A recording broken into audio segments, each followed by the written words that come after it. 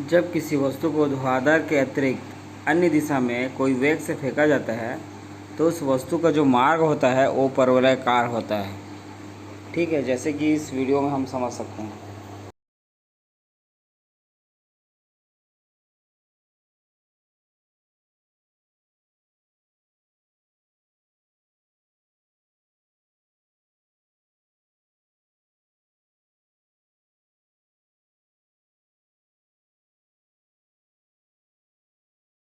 जब हम किसी पिंड को किसी प्रारंभिक वेग से ऊर्ध्वाधर दिशा से अलग किसी अन्य दिशा में फेंकते हैं तो उस पर गुरुत्वीय त्वरण सदैव ऊर्ध्वाधर नीचे की ओर लगता है तथा पिंड ऊर्ध्वाधर तल में एक वक्र पथ पर गति करता है। इस गति को प्रक्षेप्य गति कहते हैं।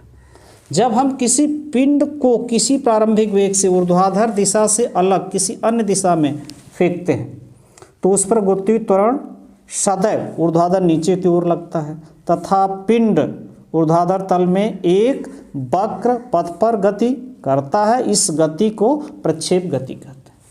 मान लीजिए हम एक पिंड, एक बाल है, इसको ऊर्ध्वाधर से भिन्न, ऊर्ध्वाधर हमारा ये दिशा है, ऊर्ध्वाधर से भिन्न इस दिशा में बाल को फेंका जाता है तो ये ऐसी गति करते हुआ पिंड या बाल ये समतल पर आ गया। ये मान लीजिए समतल आपका है तो यहाँ से गति करता हुआ ये बाल यहाँ पर गिरेगा।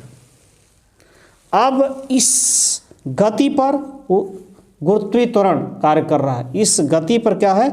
गुरुत्वीय त्वरण नीचे की, क्योंकि पृथ्वी का गुरुत्वाकर्षण इस पर कार्य कर रहा है तो गुरुत्वाकर्षण बल के कारण इस पर गुरुत्वीय त्वरण नीचे की ओर कार्य करेगा और ये इसका पथ जो होगा इस प्रकार का होगा।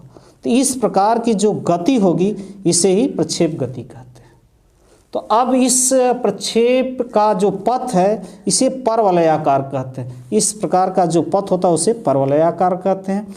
इस प्रक्षेप के पथ का समीकरण क्या होता है उसको देखिए। माना एक पिंड क्षैतिज से थीटा कोण पर u वेग से फेंका जाता है। प्रक्षेप बिंदु O क्षैतिज रेखा OX तथा ऊर्ध्वाधर रेखा OY है, यानी यह x अक्ष और ये y अक्ष। अब यह u वेग से फेंका जा रहा है तो यहाँ दो वेग काम कर रहे हैं, एक क्षैतिज वेग है एक ऊर्ध्वाधर। आप कहेंगे कैसे?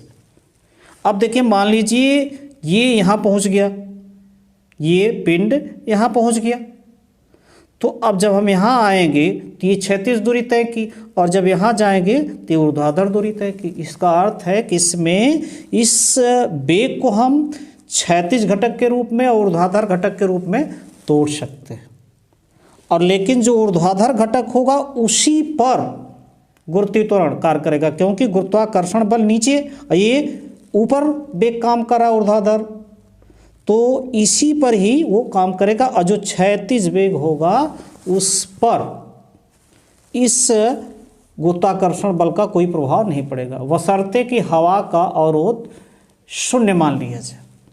तो अब हम इसके क्षैतिज घटक, मान लीजिए ये क्षैतिज घटक इसका है UX और ये कोण थीटा पर है और ये इसका यहाँ से लाएंगे, यहाँ से तो ये हुआ इसका क्षैतिज घटक UX और इस पर चलेंगे तो ये इसका हुआ ऊर्ध्वाधर घटक UY। अब UX कितने के बराबर होगा? UX क्षैतिज घटक, याद रखिए क्षैतिज घटक, ये क्षैतिज वेग का क्षैतिज घटक, वेग का क्षैतिज घटक UX, ये U cos थीटा होगा। कहें कि जीरो, थीटा जीरो लिखा रहता है, थीटा से काम चलाई आसान होता है। तो वेग का क्षैतिज घटक U cos थीटा, वेग का ऊर्ध्वाधर घटक, वेग का ऊर्ध्वाधर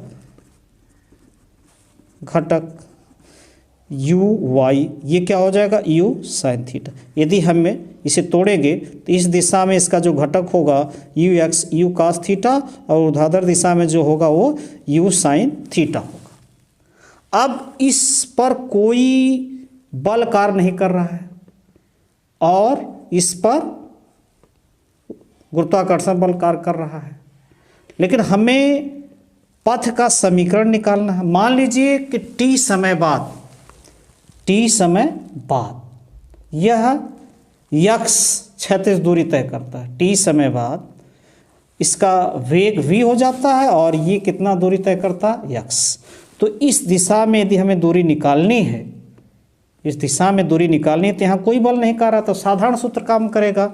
यानी प्रक्षेपित किए जाने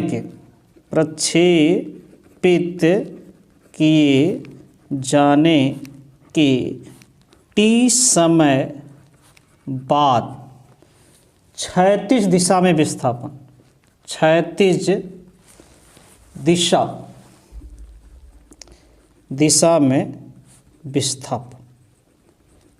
दिशा में विस्थापन साधारण सूत्र कार्य करेगा।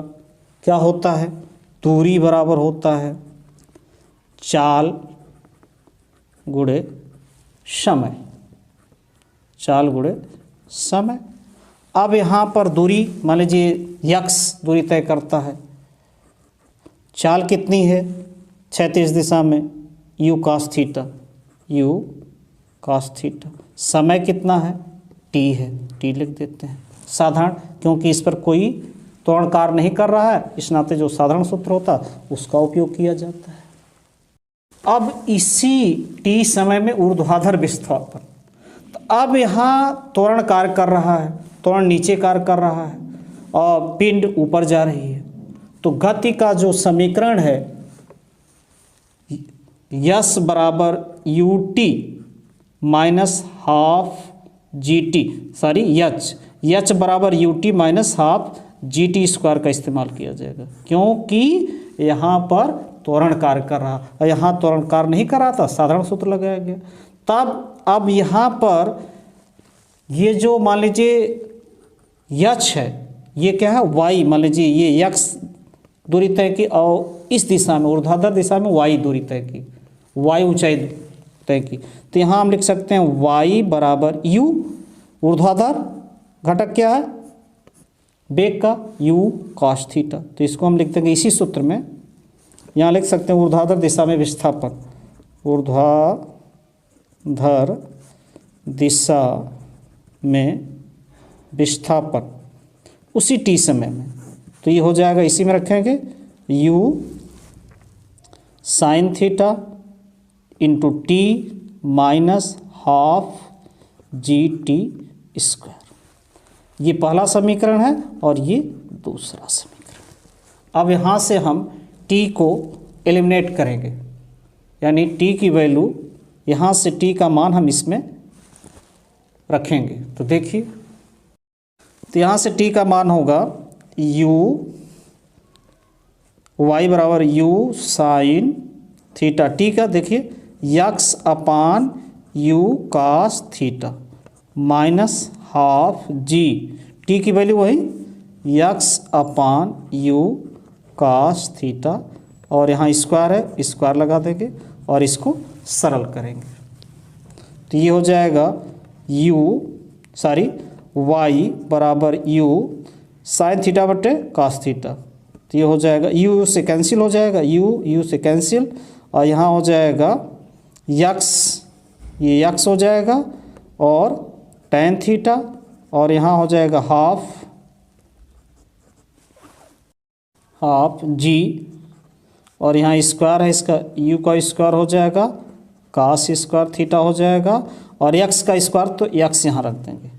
तो हम देख रहे हैं ये एक हमें समीकरण प्राप्त हुआ, जो y में एक घात और x में ये दो घात है, और ये x में दो घात है। एक द्विघात समीकरण का सूत्र है जो एक परवलय का प्रदर्शित करता है। जब द्विघात समीकरण होता तो वो एक परवलय के पथ को प्रदर्शित करता है, यानी इस प्रकार के पथ को प्रदर्शित करता है। तो इससे सिद्ध होता है कि प्रक्षेप का जो पथ होता है वह परवलयाकार होता है। आप इतना निकाल देंगे कि y में एक घात और x में दो घात, और तो ये जो समीकरण आएगा वह प्रक्षेप के पथ का समीकरण है जो एक परवलयाकार है।